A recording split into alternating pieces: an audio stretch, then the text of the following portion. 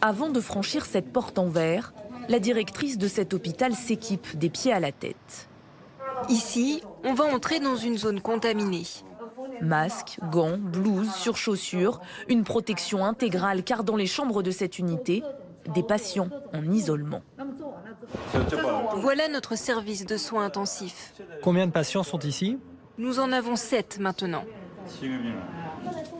Des cas de plus en plus nombreux, près de 600 dans cette petite province chinoise.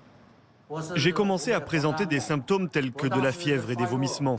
Je suis allé à l'hôpital et on m'a dit que j'avais une pneumonie. Je suis tombé dans le coma. On m'a fait des injections antivirales et d'autres piqûres pour protéger mon foie. On m'a désinfecté la bouche et le visage chaque jour. Et là, ça va mieux.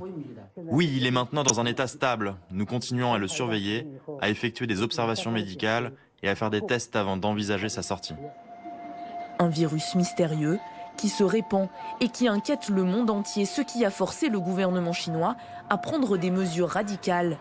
Ces dernières heures, toute la ville de Wuhan et ses 11 millions d'habitants ont été placés en quarantaine. Une tentative pour les autorités d'isoler au maximum le foyer de l'épidémie, car c'est d'ici que tout est parti.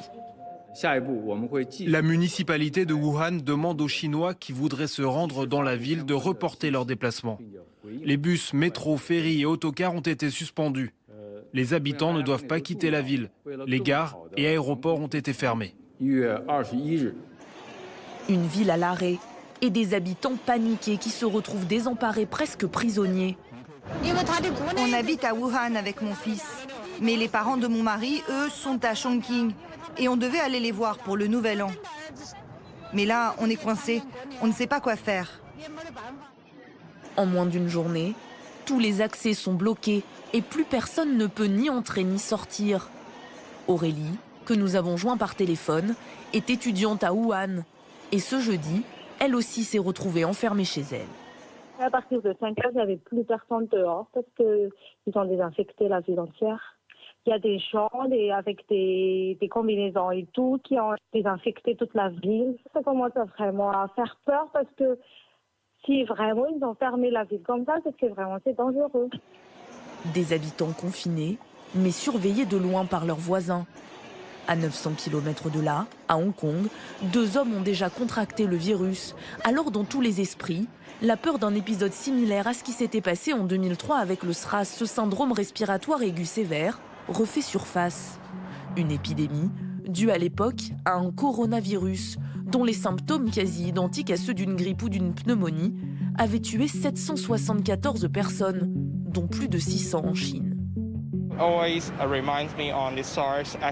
Forcément, ça nous rappelle ce qu'il s'est passé en 2003. Mais la société a évolué. Et maintenant, je crois qu'on est au point sur le processus de désinfection, par exemple.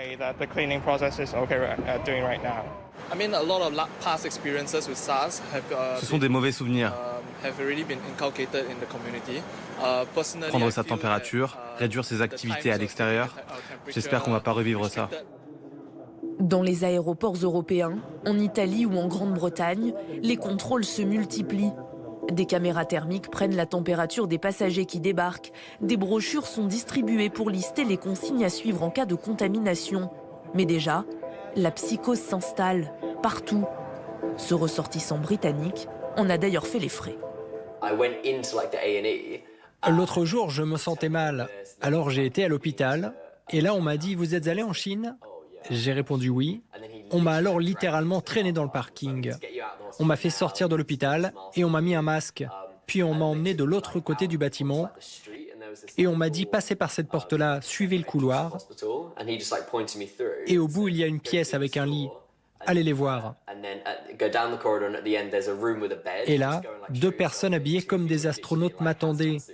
Et je me suis dit, ah oui, ils prennent ça très au sérieux.